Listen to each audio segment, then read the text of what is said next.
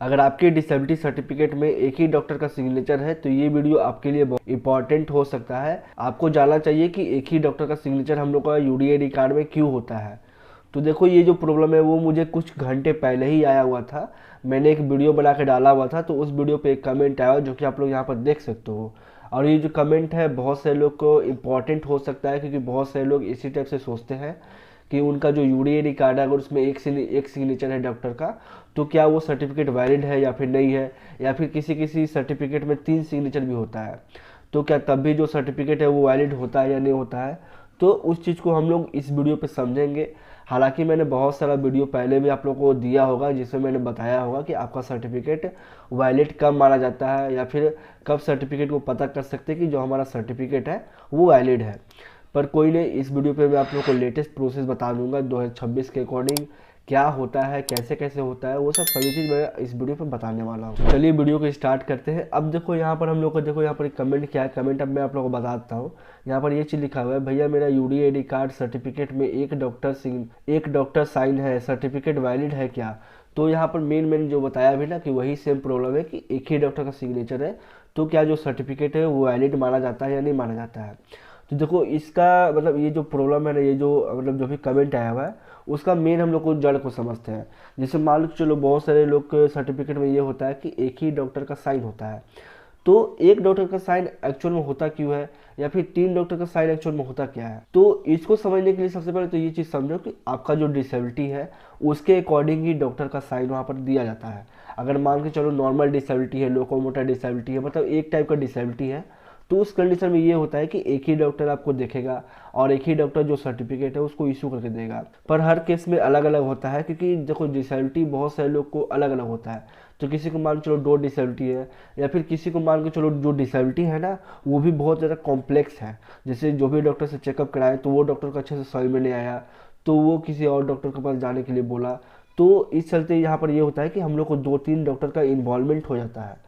तो इस चलते जो भी हम लोग का यूडीआईडी कार्ड बनता है उसमें देखोगे तो किसी किसी के यूडीआईडी कार्ड में या फिर किसी किसी के डिसेबिलिटी सर्टिफिकेट में वहाँ पर डॉक्टर का जो साइन है वो 2 या 3 डॉक्टर का साइन होता है। तो वहाँ पर हम लोग को इसलिए यहाँ पर साइन दिया जाता है ना कि जो भी डिसेबिलिटी चेक करते हैं उनका मेन वहाँ पर प्रूफ चाहिए होता है, तभी जो यूडीआईडी कार्ड है, तभी जो डिसेबिलिटी सर्टिफिकेट है वो बनाया जाता है। तो यहाँ पर देखो जो भी डॉक्टर का साइन है वो आपके डिसेबिलिटी के अकॉर्डिंग दिया जाता है। मतलब मान चलो नॉर्मल डिसेबिलिटी है तो एक ही डॉक्टर आपका यूडीआईडी कार्ड को बना देगा। अगर मान चलो आपका जो डिसेबिलिटी है थोड़ा सा कॉम्प्लेक्स है या फिर मल्टीपल डिसेबिलिटी है, तो आपको वहाँ पर हो सकता है कि 2-3 डॉक्टर से मिलना पड़े, और जो भी डॉक्टर से मिलोगे वो सभी डॉक्टर लोग जो है अपना सिग्नेचर वहाँ पर देते हैं प्रूफ के लिए कि हाँ मैंने इनको चेक किया हुआ है, मैंने इनका जांच किया हुआ है, तभी मैं इस नतीजे पर पहुँचा हूँ कि मैं इनको इतना सर्टिफिकेट को परसेंटेज दे रहा हूँ, या फिर इनका मैं जो सर्टिफिकेट है वो टेम्पररी या फिर परमानेंट बना रहा हूँ। इस चलते यहाँ पर जो हम लोग का यूडीआईडी कार्ड है वो सिग्नेचर वहाँ पर एक डॉक्टर का होता है, या फिर 2-3 डॉक्टर का भी हो सकता है।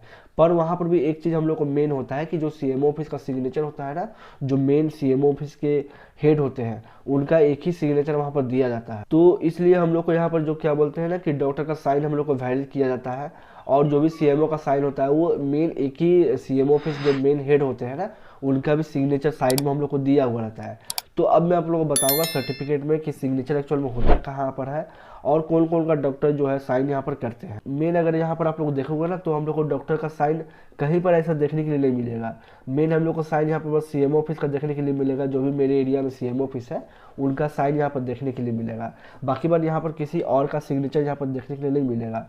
तो मेरे कंडीशन में ये था ना कि मेरे पास पहले से डिसेबिलिटी सर्टिफिकेट बना हुआ था, जो भी डॉक्टर पर मुझे कैंप के जरिए बना के दिए थे तो वो मेरे पास बना हुआ था। तो उसी के जरिए जो मेरा यूडीआईडी कार्ड है वो डायरेक्ट बन गया था। पर अब ऐसा नहीं होता है, अब तो ये होता है कि आप लोग यूडीआईडी कार्ड को अप्लाई करोगे, उसके बाद सीएमओ ऑफिस जाओगे तो वहाँ से जो सर्टिफिकेट है वो इशू होगा। तो ऐसा प्रोसेस होता है। तो उस कंडीशन पे ये होता है कि आप लोग यहाँ पर देख सकते हो signature of notified medical authority member. तो यहाँ पर जो भी सिग्नेचर लिखा हुआ है ना, जो भी आपका चेकअप करेंगे मेन डॉक्टर, मेडिकल अथॉरिटी जो मेन डॉक्टर होंगे उनका साइन यहाँ पर होगा। या तो यहाँ पर आप लोग को सिग्नेचर दिया हुआ रहेगा, या फिर यहाँ पर आप लोग को ऊपर में दिया हुआ रहेगा। मतलब मेन के मान के चलो ना कि अगर आप लोग को कोई भी डॉक्टर चेकअप करते हैं तो वहाँ पर जो डॉक्टर का साइन है वो रहेगा ही रहेगा।